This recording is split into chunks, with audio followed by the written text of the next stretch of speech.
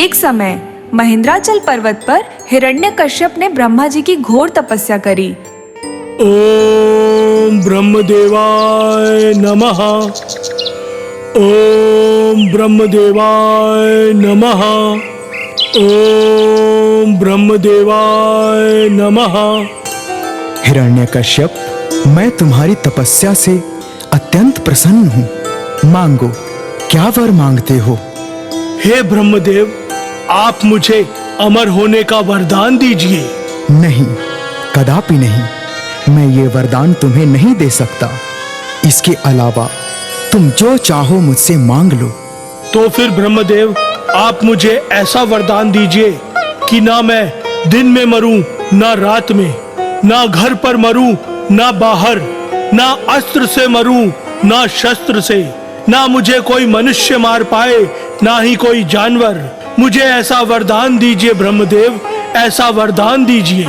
जाओ, मैं तुम्हें यही वरदान देता हूँ। तथास्तु।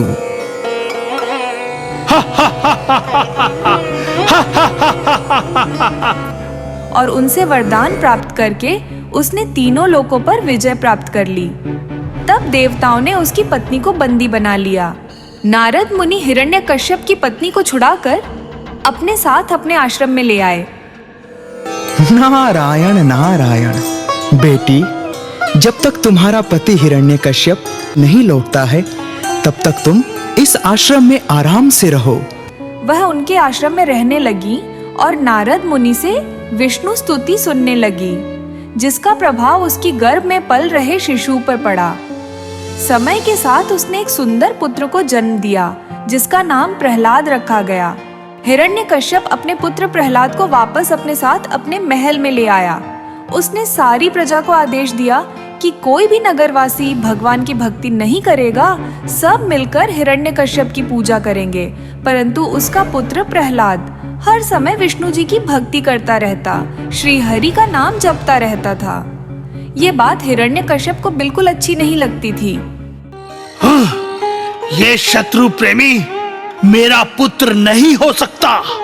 इसको जीने का कोई अधिकार नहीं है। इसको मार डालो। हिरण्यकश्यप के आदेश अनुसार सैनिकों ने प्रहलाद पर अत्याचार करना प्रारंभ कर दिया, परंतु उनके सभी प्रयास श्रीहरि की कृपा से असफल हो गए। प्रहलाद के हाथ पैर बांधकर उसे समुद्र में फेंक दिया गया। जहरीले नागों की गुफा में बंद कर दिया गया। ऊंचे पहाड़ों से उसे नीचे फेंक दिया गया, परंतु श्रीहरि की कृपा से प्रहलाद को कुछ भी नहीं हुआ। इस बात से हिरण्यकश्यप बहुत परेशान था। फिर उसने अपनी बहन होलिका को बुलवाया। भैया, आप इतनी चिंतित क्यों दिख रहे हो? मैं आपको इस चिंता से मुक्ति दिलाने के लिए आई हूँ। आपकी बहन होलिका आपकी चिंता दूर करेगी। बताओ बहन होलिका, तुम मेरी किस प्रकार सहायता कर सकती हो? मैं इस दुश्मन प्रेमी बालक को मृत्यु दंड देना चाहता हूँ। भैया, आपको तो पता ही है, मुझे ब्रह्मा जी से वस्त्र प्राप्त है, जिसकी सहायता से अग्नि मेरा कुछ नहीं बिगाड़ सकती।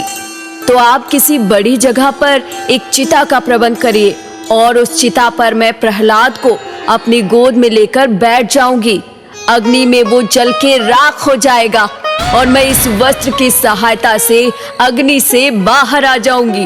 हा हा हा हा हा। अति उत्तम, अति उत्तम बहन होलिका, अति उत्तम। हा हा हा हा हा। इसके बाद हिरण्यकश्यप के आदेशानुसार एक बड़े से मैदान में लकड़ियों की चिता तैयार की गई और उसमें होलिका प्रहलाद को अपनी गोद में लेकर बैठ गई। अब हिरण्यकश्यप के आदेश पर उस चिता में आग लगा दी गई। आग लगते ही प्रहलाद जय श्री हरि विष्णु, जय श्री हरि विष्णु जप करने लगा। जैसे जैसे अग्नि बढ़ती गई, प्रहलाद और जोर जोर से श्री हरि विष्णु का जाप करता रहा।